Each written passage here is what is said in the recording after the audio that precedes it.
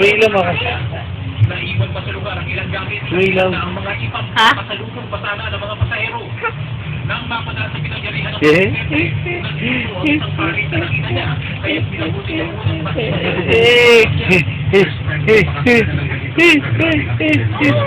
Gawin mo, nakati talaga kung tumulong ko sa loob kanina. Nakati talaga.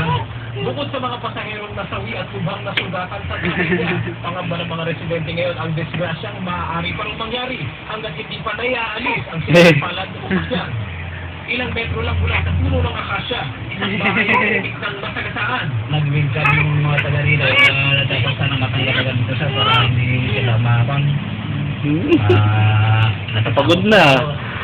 Ano yung what? Napansin din na ating mga sanga, dabo ng puno. Oo. Oo. Nagpagewang-gewang umano ang bus. Ang mga dumaraang motorista napapatingin. Maliit na lang po, saka pag nasa spot na yun, medyo daan na lang po.